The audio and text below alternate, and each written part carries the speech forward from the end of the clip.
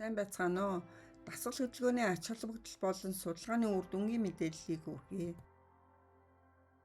Тогтмол эрч хүчтэй дасгал хийх нь таны эрүүл мэнд, урт наслтыг сайжруулах хамгийн сайн аргуудын нэг боловч ихэнх хүмүүс хангалттай дасгал хөдөлгөөн хийдэггүй.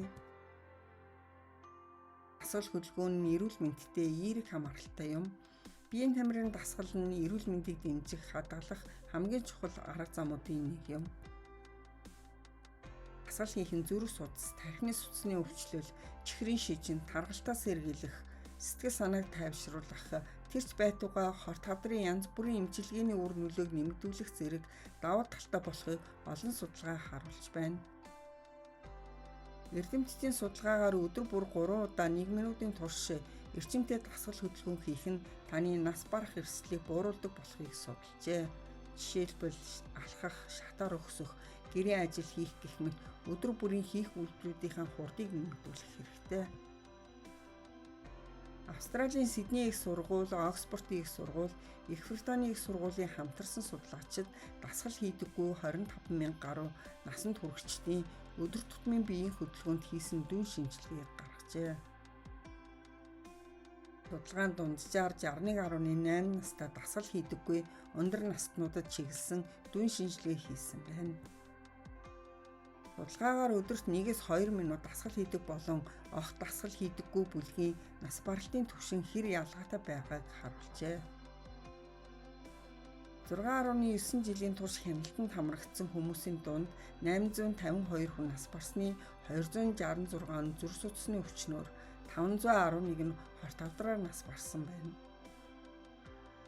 Эрдэмтэд 7 хоногт өдөр бүр 3-4 минут эрчимтэй завсарлахтаа биеийн тамирын дасгал хөдөлгөөн хийх нь хүний насыг уртасгаж, эрт нас барах, хорт хавдраар өвчлөх эрсдлийг 38-40%, зүрх судасны өвчнөөр нас барах эрсдлийг 48-49%-аар бууруулдаг болохыг судалгаагаар тогтоожээ.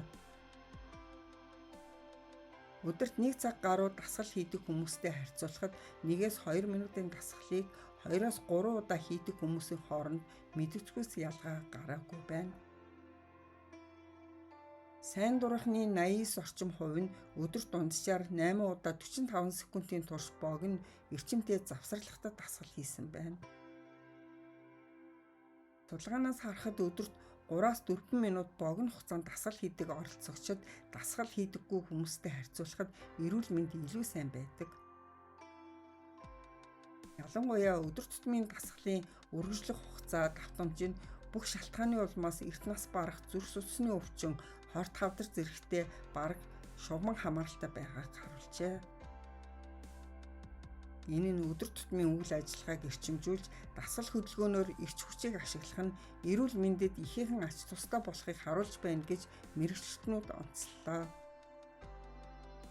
Судалгаагаар 7 хоногт 3 удаа 60 секундын турш хүчтэй дасгал хөдөлгөөн хийх нь хэдхэн 7 хоногийн дотор зүрх судасны үйл ажиллагааг сайжруулдаг болохыг харуулжээ.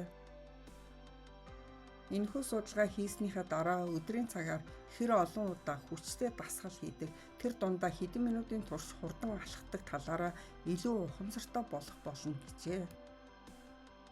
Өдөр тогтмол дасгал хийдэг хүмүүсийн хувьд богино хугацаанд эрчимтэй дасгал хийдэггүй хүмүүстэй харьцуулсан ба 62,300 оролцогчийн төвөр дээр туршиж үзээд ижил үр дүнд хүрсэн байна.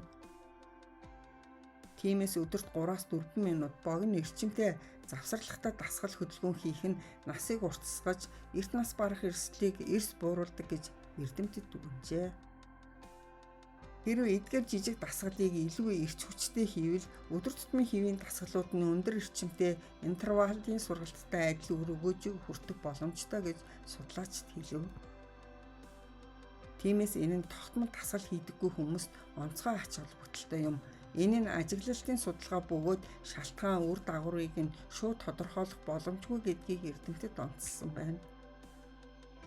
Дасгал хийснээр илүү их баяр баясгалан мэдэрч, сэтгэлийн хямрал, гутрал, итгэхгүй байдлыг арилгахад үр дүнтэй болдог.